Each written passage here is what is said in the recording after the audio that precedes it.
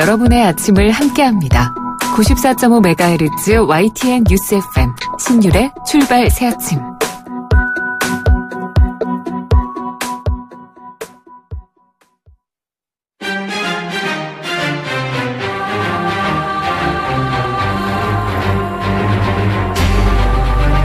매일 아침을 뉴스로 깨웁니다. 신율의 출발 새아침. 이번 한중 정상회담은 많은 것들을 남겼습니다. 그중에 가장 기억 남는 것은 문재인 대통령이 영부인과 함께 중국 시내 식당에서 아침 식사를 한 것을 꼽을 수 있을 겁니다. 아마도 권위주의에 익숙한 중국 국민들에게 이런 탈권위주의적 행보 그리고 민주주의라는 것이 어떠한 것인지를 자연스럽게 보여줄 수 있는 기회였다고 생각하는데요. 이런 중국과 같은 권위주의 체제에서는 이런 모습만 보기 어려운 것이 아니었습니다. 언론의 당연한 권리도 아마도 낯선 것 같습니다. 어제 문재인 대통령 방중단 수행 기자들 중 2명이 중국 측 경호 인력에 의해서 폭행당하는 일이 발생했고요. 그중 한 명은 집단 폭행을 당해서 상태가 상당히 좋지 않다고 합니다. 더군다나 그 과정에서 청와대 관계자마저 폭력을 당했습니다. 이는 외교사에서 유례가 없는 일입니다. 그렇기 때문에 이번 일에 대해서 중국 정부는 단순히 수사만 할 것이 아니라 정부 차원의 사과를 해야 합니다. 중국 정부 당국에 사과를 요구합니다. 오늘 신율의 출발 새아침 1부에서는 이번 한중 정상회담에 대한 평가, 정치권의 대표적 북한 전문가 바른정당 하태경 의원으로부터 들어보고요. 2부에서는 온수역에서 발생한 정말 안타까운 사고, 왜 자꾸 이런 종류의 사고가 반복되는지 전문가의 분석 들어보겠습니다. 그리고 8시 10분 3부에서는 언제나처럼 한 주간의 정치권 분석하는 출발 사랑방 준비되어 있습니다. 신율의 출발 새아침 오늘 순서 시작합니다.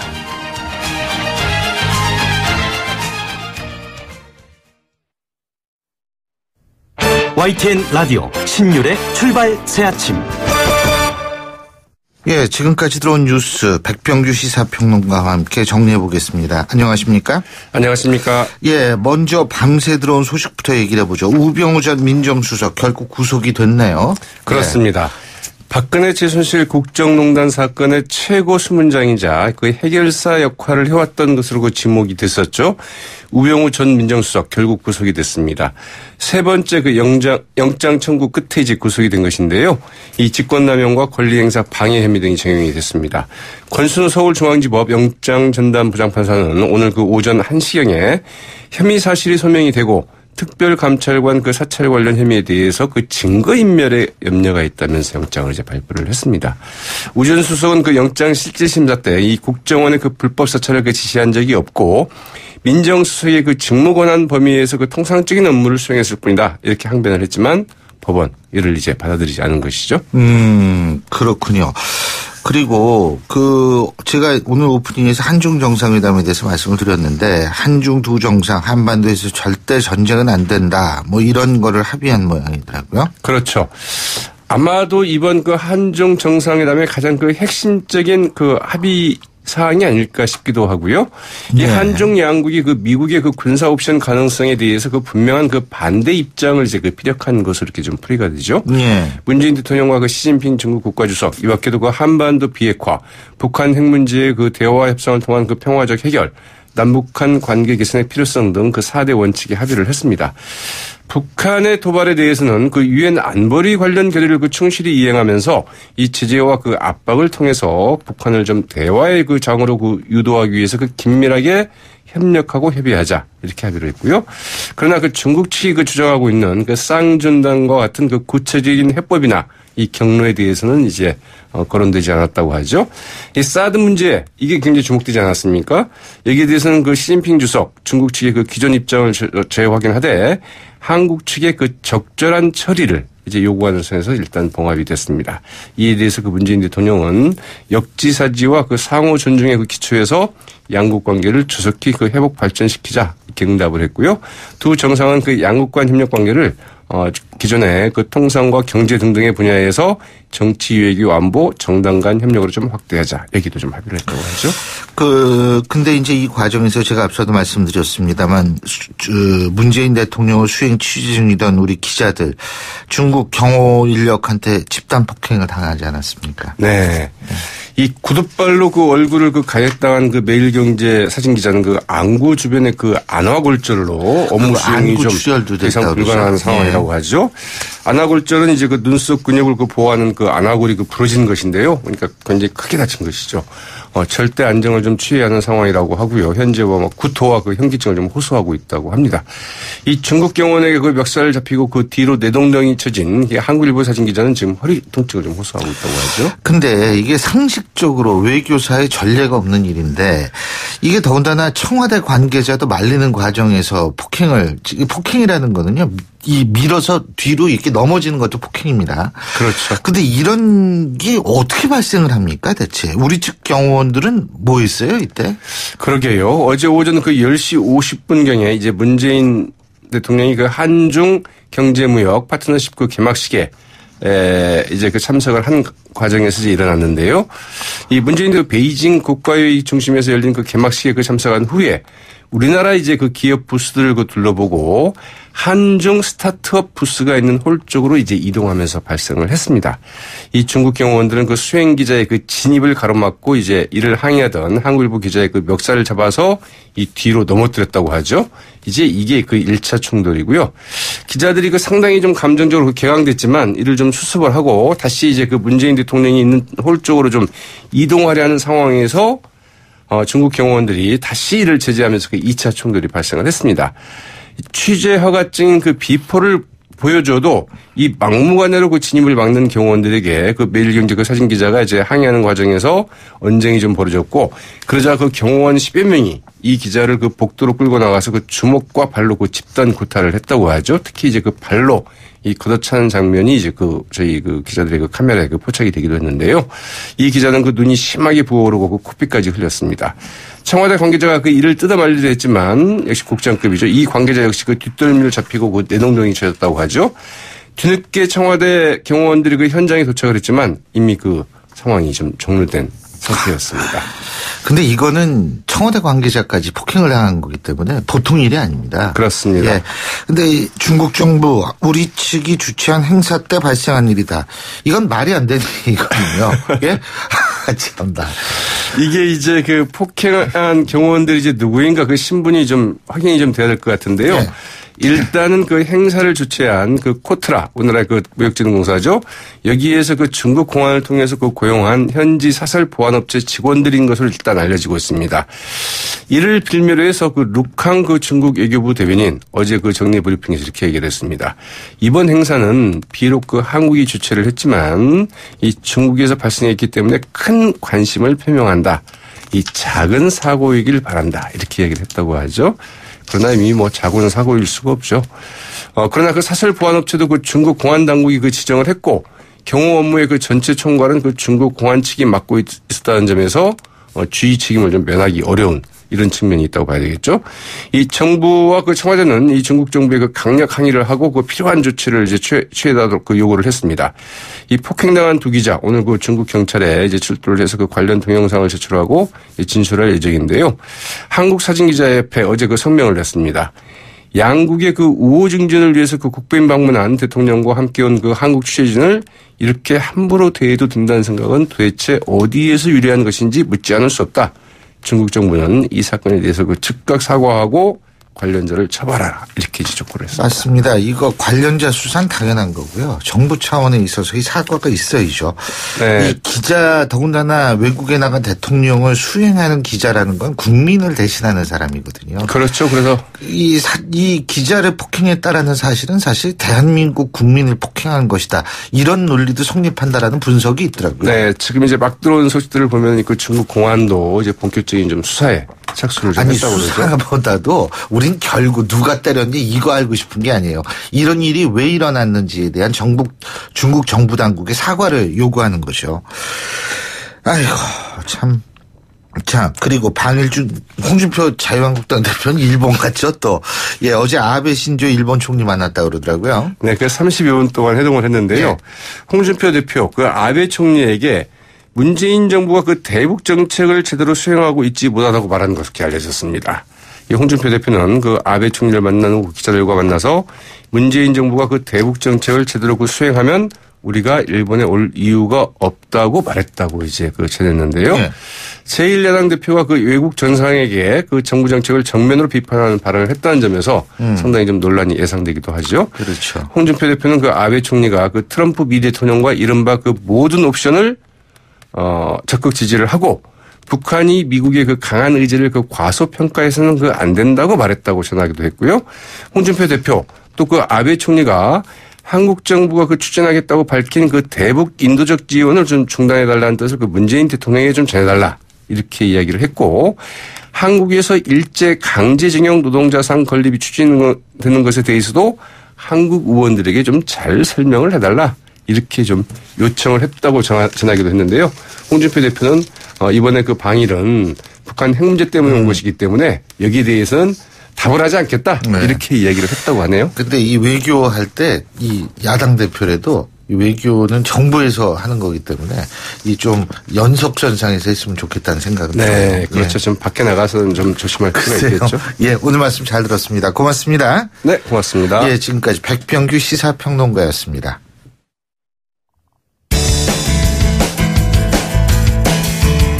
여러분은 지금 FM 94.5MHz로 방송되고 있는 신율의 출발 새 아침을 듣고 계십니다. 의견 주실 분은 짧은 문자 50원, 긴 문자 100원의 이용료가 드는 휴대전화 문자 메시지 우물정 0945번으로 의견 남기실 수 있습니다.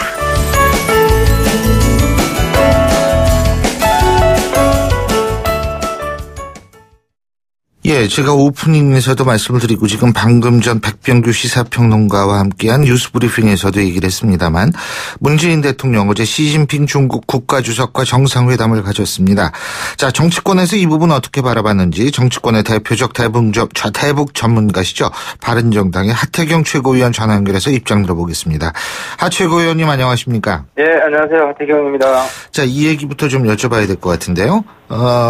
문재인 대통령의 국빈 방문에 동행한 엄격히 얘기한다면 수행한 우리 측 취재 기자단이죠. 예. 중국 경호원으로부터 폭행당하는 정말 말도 안 되는 일이 발생을 했는데 그렇죠.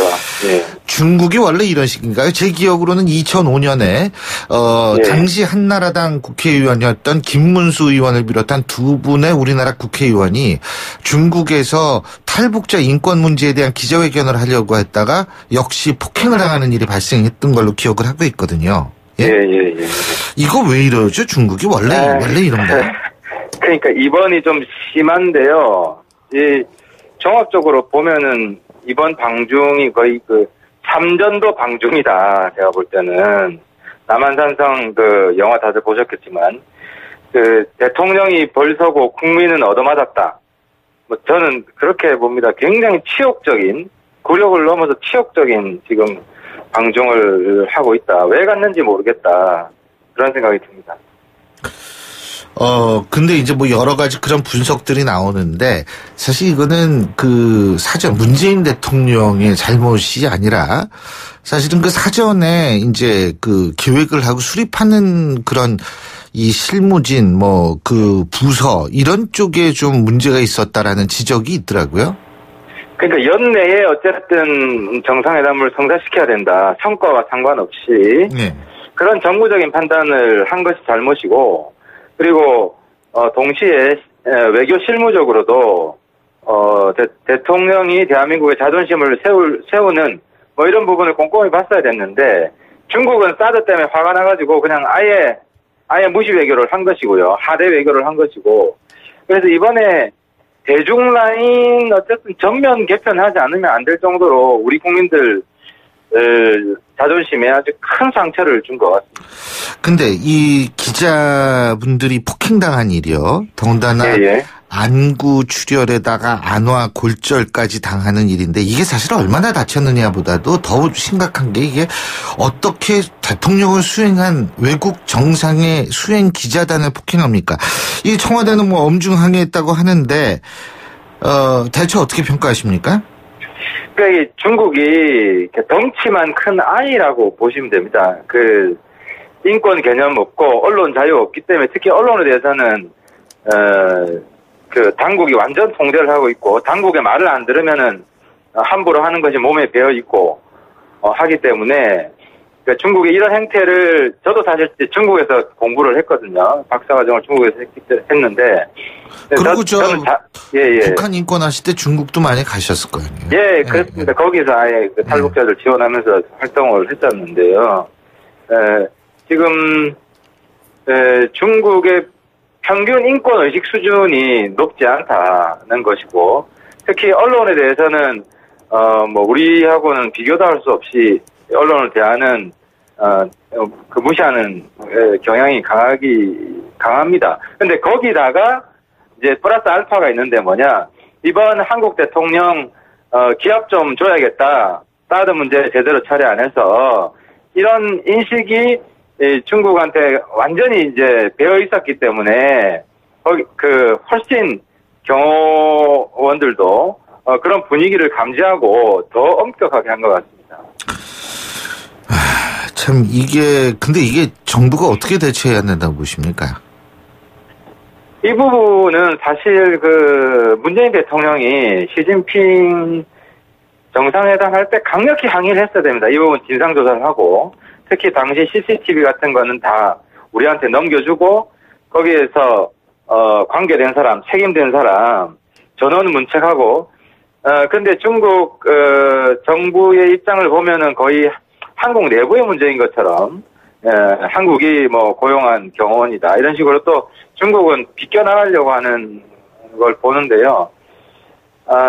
오늘부터라도 더 강력하게 대처를 해서 중국이 최대한 이 문제 진상규명, 책임자 처벌하는 데 협조할 수 있도록 끌어내야 합니다. 안 그러면은 이번 방중 후유증이 굉장히 클 것 같습니다. 중국 정부 당국의 사과도 받아내야 된다, 이런 얘기도 있더라고요. 이거는 참. 당연히 받아내야 되죠. 근데 아마 중국 정부 쉽게 사과하지 않을 그냥 겁니다. 끝나면은 이거는 그럼 당연한 거 아닙니까? 수사야. 예, 외국인이 딴 나라에 가서 폭행당했으면 수사야 당연한 건데, 이거는 수행 기자단, 대한민국의 기자 2사람이 폭행을 당했다. 더군다나 청와대 관계자도 폭행을 뒤로 넘어진 것도 폭행이거든요. 근데 이번에 정상회담 과정에서 일어났기 때문에 어제 문재인 대통령이 시진핑에게 직접 사과 요청을 해야 중국 정부가 사과를 할 수 있습니다. 근데 지금 시진핑 지나갔죠. 근데 오늘 고위층하고 또 미팅이 있잖아요. 예. 그때 분명히 이 문제 지적을 하고 중국 정부에 공식 사과를 요청해야 됩니다. 자, 한중 정상회담 자체는 몇 점 주실 수 있다고 보십니까? 이것도 있잖아요. 진짜 왜 갔는지 모르겠는데, 시진핑이 문재인 대통령 손을 잡고 미국 뺨을 때렸다고 할까요?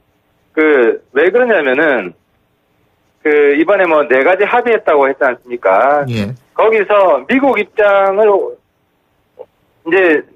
완전히 부정한 거예요. 미국 입장은 모든 옵션을 열어놓고 제재와 압박을 중심으로 북한의 변화를 유도하겠다는데, 제재와 압박 얘기가 하나도 없잖아요. 그냥 대화, 협상, 그리고 실제 전쟁을 하지 않을지라도 이 선제 타격까지 나왔는데, 미국에서는 예.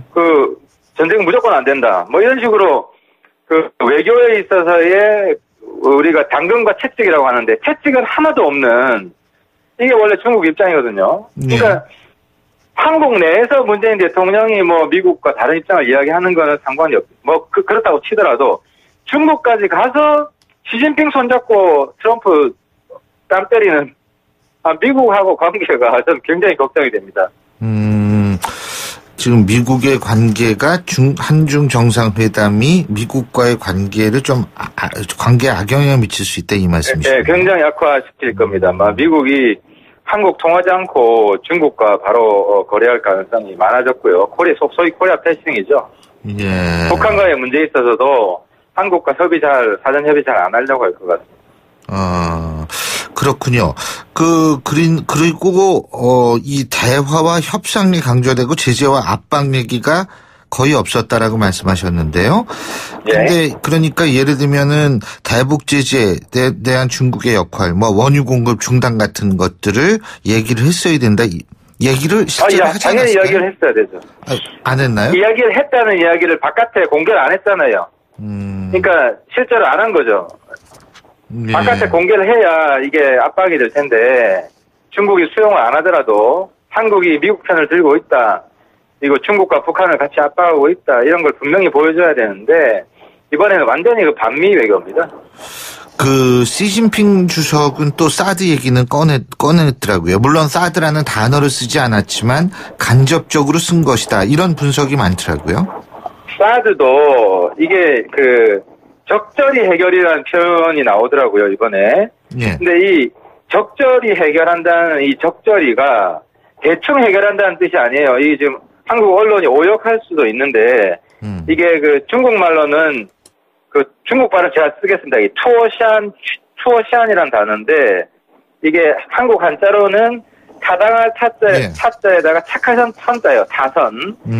이게 중국 뉘앙스는 뭐냐면 철저하게 처리한다는 거예요. 완벽하게 철저하게 나무랄 데 없이 완벽하게 처리한다. 그래서 중국의 기존 사드에 대한 입장이 봉인이 된 게 아니라 그대로 유지되고 있다. 그러니까 사드 문제에 대해서도 얻은 게 없습니다. 지금 이번 문재인 대통령 방중을 통해서 아마 중국은 사드 문제 지속적으로 제기하겠다는 의지를 강력히 표명을 한 겁니다. 하지만 그럼에도 불구하고 3노라고 얘기하는 이른바 삼불 정책 같은 경우에는 뭐 중국 측이 요구하거나 이런 거 없었던 거는 성과 아니겠습니까?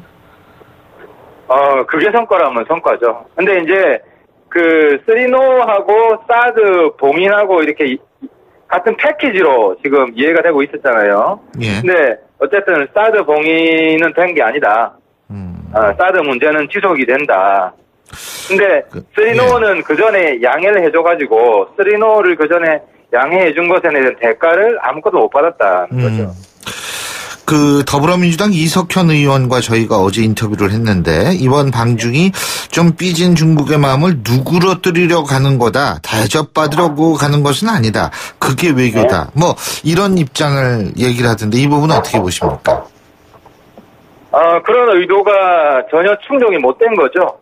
뭐 얻은 게 없고 예를 들어서 또 한 가지 또 한 가지 지금 얻으려고 했던 것은 그 평창 올림픽 시진핑 좀 왔으면 좋겠다 하는 거였는데 그것도 뭐 거의 안 갈 수 있다.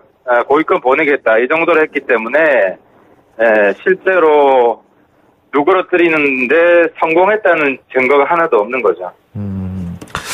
자, 그리고요, 또 한 가지는, 이건 뭐 한중 정상회담에 관한 얘기는 아닙니다만, 이게 지금 미국도 돌아가는 게 뭐가 어떻게 돌아가는지 모르겠어요. 틸러슨 미 국무부 장관이 전제 조건 없이, 그러니까 이 프리컨디션 없이 북한과 대화하겠다라는 얘기를 했는데, 예?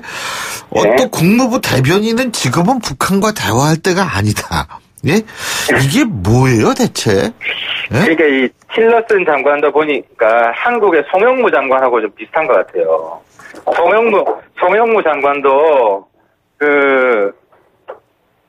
무슨 이야기를 하면 청와대에서 바로 부정하잖아요. 네. 틸러슨도 지금 비슷한 상황인 것 같아요. 그러니까 이게 손발이 잘 안 맞는 거라고 보시는 거군요. 전략이 아니라. 전략이라기보다는 틸러슨이 좀 너무 오버하는 것 같아요. 알겠습니다. 당내 얘기도 좀 여쭤볼게요. 요새 국민의당 속사정이 이 내부가 좀 시끄러운데 말이에요. 근데 어제 안철수 대표하고 유승민 대표가 부산에 같이 가고 이 목도리도 같은 색깔 목도리 했다고 그러더라고요. 머플러도. 예. 자, 바른정당 입장에서 볼 때 지금 국민의당의 이 내부 분열 상황, 이거 바른정당 입장에서 볼 때는 어떻습니까? 좀 분당되면 수월해질 거라고 보세요? 아닙니다. 저희들은 상당히 불안하게 보고, 어쨌든 저희 입장에서는 국민의당하고 사실 그렇게 정치적인 노선 차이도 크지 않고, 그리고 합쳤을 때 시너지 효과도 있다고 보는데, 문제는 통합 이야기만 나오고 아무것도 안 될 경우에는 우리 바른정당도 타격을 크게 입을 수 있기 때문에 국민의당이 내분을 잘 좀 해결하고 당의 입장을 좀 빨리 정했으면 하는 희망이 있는 겁니다. 내분을 즐기고 그 내분의 유탄이 어디로 튈지 모르는데요. 전혀 그렇지는 않습니다. 근데 남경필 지사는 보수 통합이 우선이다 이런 입장을 얘기한 것 같은데요. 그 부분은 우리 내부에 이견이 있는데요. 국민당하고의 합당 통합은 지금 반대하는 의원들이 한 사람도 없습니다. 예.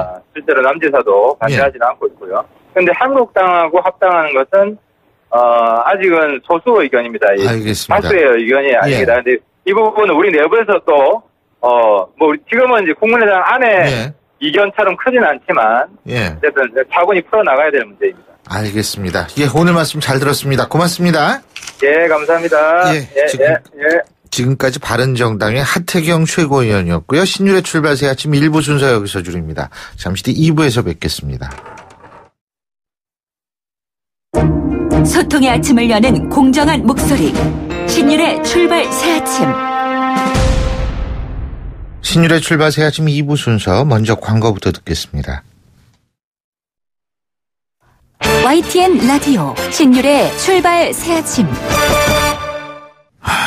이번에는 여러분과 함께 가슴 아픈 소식을 생각해 봐야 될 것 같습니다. 어제 서울 지하철 1호선 온수역에서 선로에서 작업 중이던 30대 남성이 열차에 끼어 숨진 또 안타까운 사고가 발생을 했는데요. 제가 또라고 표현한 것은 지하철 작업자가 작업 도중 열차에 치여서 사망하는 사고, 이번이 처음이 아니기 때문입니다. 작년 5월이었었죠. 구의역에서도 당시 홀로 작업을 하던 19살 김모 군이 열차에 치여서 사망한 사고가 있었고, 이거 여러분 다들 기억하실 겁니다. 대체 뭐가 그들을 위험에 빠뜨리는 건지 관련해서 한성대학교 기계시스템공학부 박두영 교수 연결해서 자세히 알아보겠습니다. 교수님 안녕하십니까? 네, 안녕하세요. 박두영입니다. 예. 그 선로에서 작업을 하다가 변을 당한 건데 이게 일단 어떤 작업을 하던 거예요?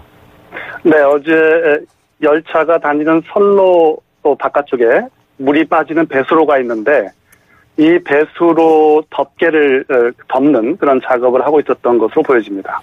아, 배수로 덮개를? 네, 선로 바깥쪽에 예. 물이 빠지는 배수로가 있는데 예. 아마 너무 통로가 좁으니까 배수로를 덮어서 통로를 좀 확보하는 그런 작업을 했던 것 같아요. 그렇군요. 근데 이게 지금 코레일 측의 얘기는 이 돌아가신 이분이 좀 빨리 작업장에 들어갔기 때문에 작업장에 들어갔다 이런 주장을 하는데 그거는 좀 확인할 방법이 없나요? 네, 사실관계는 지금 조사 중에 있지만 예. 코레일 측에서 말하기는 작업 일지상에 작업 시간은 8시 반부터 시작하는 걸로 이렇게 되어 있었던 것 같습니다. 예. 그런데 당시가 사고 난 게 8시 전이었거든요. 예. 그러니까 실제 작업장은 8시 전에 이미 사고 현장에 들어가 있었던 것이죠. 근데 지금 그래서 코레일은 작업 승인을 받지 않고서 일한 것이다 이런 얘기인가요? 지금 양측의 주장을 좀 더 이제 조사가 돼야 되겠지만 어쨌든 간에 코레일이 관장하고 코레일이 외주를 준 그 하청업체 작업자들이 코레일의 승인을 받지 않고 현장을 들어간다는 것은 코레일 측의 관리상 문제가 있는 거죠. 그렇게 되면은 그 사고를 예방하기가 어렵게 되니까 예. 그냥 작업자들이 임의로 들어갔다. 이렇게 그냥 치부할 문제는 아닌 것 같습니다. 자, 그리고요, 작업을 하는 과정에서도요, 예를 들면은 우리가 도로에서도 공사할 때는 일한 한 분이 왜 지시본 같은 걸로 이렇게 서행하라는 표시를 하고, 이런 게 있잖아요. 그죠? 네, 그렇습니다. 근데 이런 작업자가 이때는 없었던 모양이죠? 원래는 구조상으로는 되게 돼 있는데, 규정상으로. 예. 당시에는 원래 4명이 작업하기로 돼 있었는데 3명이 현장에 있었고, 열차 감시원이 없었던 것으로 지금 알려지고 있고요. 예. 그 다음에 작업 구간이라는 통보 표지를 하게 돼 있는데, 네, 그것도 지금 없었던 것으로 알려져 있고, 또 전동차 기관사에게 이 작업 구간에 작업이 이루어지고 있다는 걸 통보하도록 되어 있는데, 이게 좀 일찍 시작이 돼서 그런지, 전동차 기관사도 그 통보를 받지 못한 것으로 현재 알려지고 있어서 이건 총체적인 그런 좀 부실이 있는 것 같습니다. 아니, 거기서 작업하신 분들은 왜 그렇게 했을까요? 그게 위험한 걸 알았을 텐데. 사실은 이게 이제 외주화를 주다 보면 외주화라는 것이 시간을 절약하고 비용을 하청이죠. 하청이니까 하청을 주게 되면 비용을 절약하고 결국은 인원을 줄이고 시간을 단축한다는 거거든요. 그렇기 때문에 이 작업자들은 빨리 그 짧은 시간에 작업을 해야 되고 부족한 인원으로 하다 보니까 현장에서는 종종 이런 일이 벌어집니다. 그러니까 아마 추측컨대 작업 원래 시간보다 일찍 작업을 시작하지 않았나 뭐 이렇게 추측이 되고 있는 거죠. 그렇군요. 그러니까 이게 결국은 하청을 주고 있는 구조도 관련이 있네요. 그죠? 이런 일이 자꾸 발생하는 관련이 있는 것이 아니라 거의 구조상으로는 그것이 근본적인 원인이 아닌가 이렇게 생각이 됩니다. 사실 왜냐하면 선로에 들어간다는 것 자체가 굉장히 위험한 작업이거든요. 그렇죠. 이미 코레일에서도 여러 번 사고가 났었고 지난 7월 달에도 노량진에서 아주 비슷한 사고가 나서 선로 열차가 다니는 시간대에는 작업을 하지 말라는 고용노동부의 작업 명령서도 이미 전달이 된 상태였고요. 그럼에도 불구하고 낮에 작업을 하게 됐는데 그 사람들이 코레일 원청의 그 통제 없이 또는 관리가 제대로 되지 않은 상태에서 선로상으로 들어갔다는 얘기는 이거는 뭐 사고를 막기 굉장히 어려운 거죠. 이게 근본적으로 이제 하청이나 이런 데에서 발생하는 문제라고 보여집니다. 지금 박종윤 교수님이 그 부분을 지적해 주셨는데 이게 그러니까 이 하청을 준다. 그러면 뭐 하청을 좀 제대로 관리를 하든지, 이게 그게 어려운 모양이죠. 하청을 준다는 얘기가 법적으로는 도급을 주는 건데요.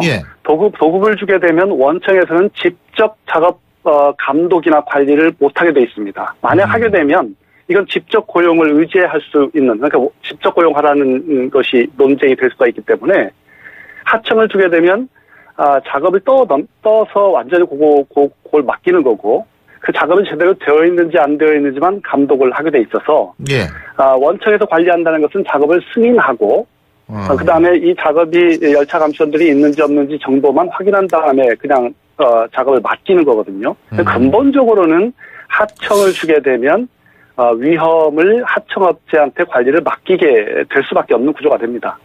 근데 제가 궁금한 게 교수님 그 사고가 발생한 그 노선이요. 1호선이 좀 많다고 그러더라고요. 맞습니까? 네, 좀 그런 측면이 있습니다. 그러니까 오래돼서 그런가요? 1호선이? 아무래도 이제 1호선이 먼저 건설돼서 선로나 시설이 노후화돼서 보수 작업들이 많고 또 1호선이 가장 지금 온수역처럼 그 지하철과 일반 열차, KTX 등이 혼재되어 있는 구간들이 많습니다. 그렇죠. 그러다 보니까 이제 관리가 굉장히 어렵죠. 거기에다가 지난번에도 온수역에서 사고 났던 것이 스크린도어가 또 없습니다. 그러니까 철로에서 승강장에서 철로로 추락하는 그런 사고도 좀 많고 해서 1호선 사고가 아무래도 이제 많이 발생하고 있는 겁니다. 그 온수역 쪽에는 스크린도어가 없습니까? 네, 그렇습니다. 온수역이나 오력은 스크린도어가 아직 설치되지 않았습니다. 그거 빨리 스크린도어 설치를 해야지 또 기관사들도 좀 스트레스가 상대적으로 적게 운행을 잘 할 수 있다고 그러던데. 그렇습니다. 지상 구간에서는 그 스크린도어를 설치하게 되면 확실히 양쪽 다 승객도 그렇고 기관사들도 그렇고 좀 안심이 되고 안전이 되는 거죠. 그렇다고 그러더라고요.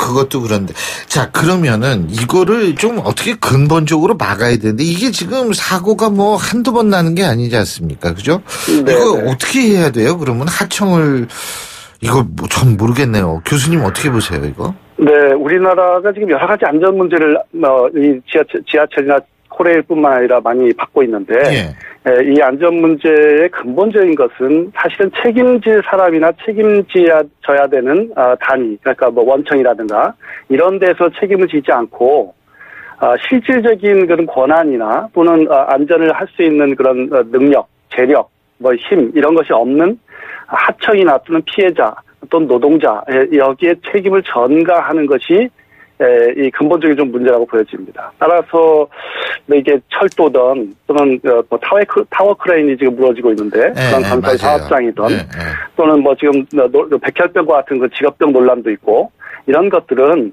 사실 실질적인 권한을 좀 가지고 있는 자, 즉 원청이나 뭐 대기업의 사업주나 이런 부분들에서 좀 책임을 져야만 우리 사회가 이제 안전사회로 좀 가지 않을까 생각이 됩니다. 근데 그게 책임을 진다라는 것이요. 법적으로 네. 그게 가능하지 않을 수도 있는 거 아니에요.